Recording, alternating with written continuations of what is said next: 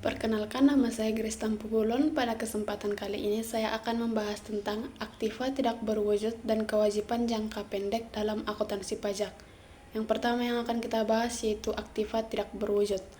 Menurut PSAK nomor 19 revisi 2010, aktiva tidak berwujud adalah aset non-moneter yang dapat diidentifikasikan, tidak memiliki wujud fisik, dan dimiliki untuk digunakan dalam menghasilkan atau menyerahkan barang atau jasa, untuk disewakan kepada pihak lain, dan untuk tujuan administrasi.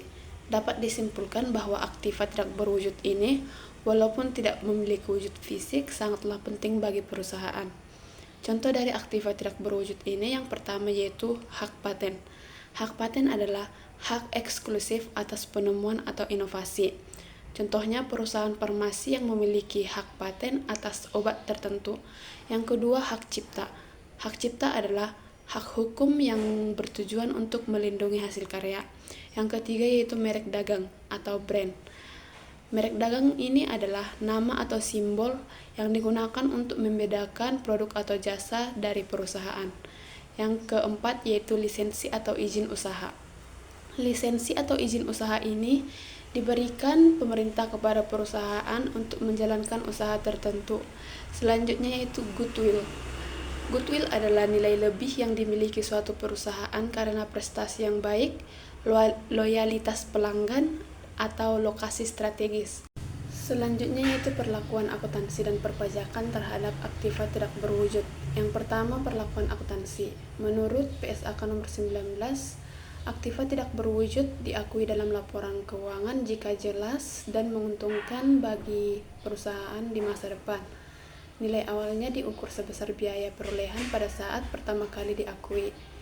Nilainya berkurang bertahap atau diamortisasi sama seperti penyusutan.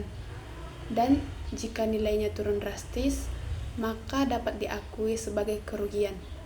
Selanjutnya perlakuan pajak.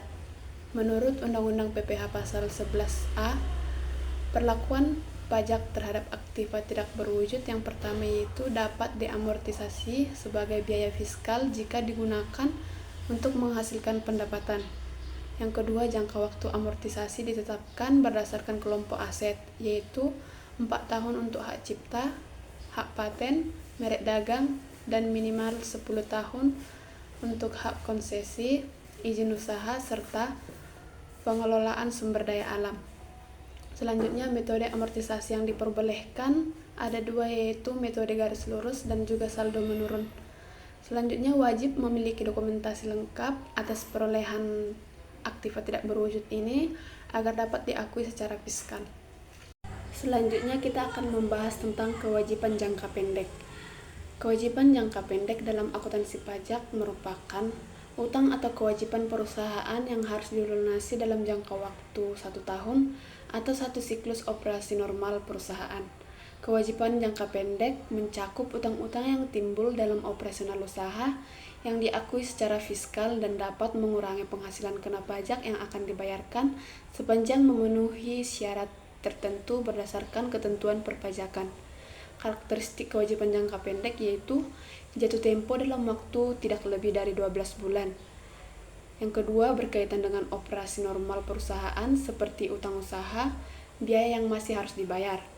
Yang ketiga, bisa termasuk kewajiban pajak yang harus dibayar, misalnya PPN keluaran, PPh Pasal 21, PPh Pasal 23 yang belum disetor. Selanjutnya itu kewajiban jangka pendek yang sering muncul dalam laporan keuangan. Seperti yang ada di tabel yang pertama yaitu utang usaha. Contohnya, pembelian bahan baku secara kredit. Yang kedua, utang wesel jangka pendek. Contohnya surat utang jatuh tempo dalam 6 bulan. Selanjutnya, beban akrual. Contohnya gaji yang belum dibayar. Selanjutnya, pendapatan diterima di muka. Contohnya sewa yang dibayar di awal. Selanjutnya, utang pajak. Contohnya PPN dan PPh yang belum disetor. Dividen yang belum dibayar. Contohnya itu dividen sudah diumumkan tetapi belum dibayar. Selanjutnya, pinjaman bank jangka pendek. Contohnya kredit modal kerja. Yang terakhir yaitu kewajiban sewa jangka pendek. Contohnya sewa gedung 10 bulan. Pengaruh pencatatan kewajiban jangka pendek dalam perhitungan penghasilan kena pajak. Dalam perpajakan, pencatatan kewajiban jangka pendek berpengaruh pada biaya yang bisa mengurangi penghasilan kena pajak. Berdasarkan pasal 9 ayat 2 Undang-Undang PPH nomor 36 tahun 2008, biaya diakui saat terjadi hak atau kewajiban, bukan saat pembayaran tunai. Meskipun perusahaan belum membayar kewajiban, asalkan sudah benar terjadi, maka biaya boleh diakui untuk menghitung pajak. Agar pengakuan kewajiban dapat mengurangi penghasilan kena pajak, harus memenuhi syarat. Yang pertama, ada hubungan langsung dengan kegiatan usaha, terdapat bukti atau dokumen yang sah, atau dapat berupa faktur atau kwitansi, dan yang terakhir itu tidak masuk ke kategori biaya yang dilarang oleh pajak seperti denda pajak ataupun sumbangan.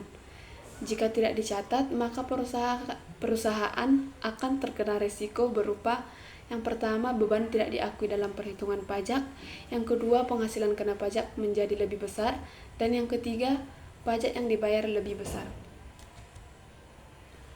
Ketentuan dalam mencatat aktiva tidak berwujud. Yang pertama, pengakuan.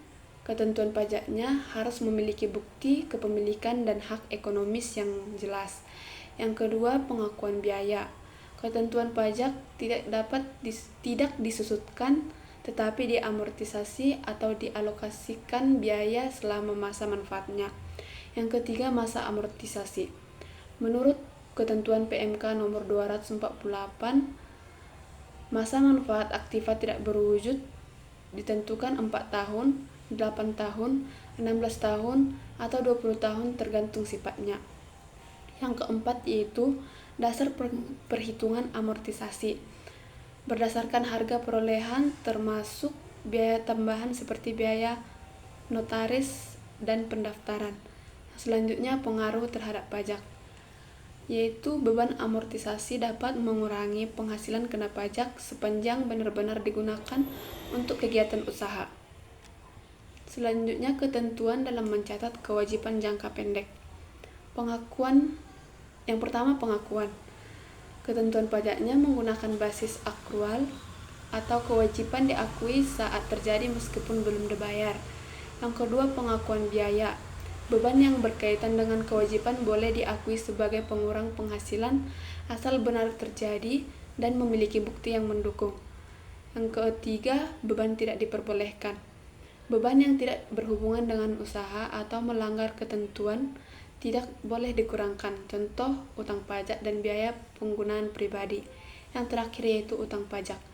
Harus dicatat dan dibayar sesuai jadwal. Jika tidak, maka terkena sanksi administrasi berupa bunga dan denda. Kesimpulannya, yang pertama, aset tak berwujud, misalnya hak paten atau merek, punya nilai ekonomi yang sangat penting bagi perusahaan. Dicatat dengan amortisasi atau pengurangan nilai. Beban amortisasi bisa mengurangi pajak jika sesuai aturan dan ada bukti yang sah. Yang kedua, kewajiban jangka pendek adalah utang usaha yang harus dilunasi dalam waktu 1 tahun, meliputi utang usaha, utang pajak, dan beban akrual. Pencatatan mempengaruhi perhitungan penghasilan kena pajak atau PKP karena biaya yang timbul dapat mengurangi laba. Perusahaan wajib memperhatikan prinsip akrual, kelengkapan dokumentasi, serta ketentuan perpajakan yang berlaku agar terhindar dari kesalahan yang dapat berdampak pada besaran pajak yang terutang. Demikian materi yang dapat saya sampaikan. Jika ada kekurangan materi ataupun kesalahan, saya mohon maaf. Saya ucapkan terima kasih. Bye-bye.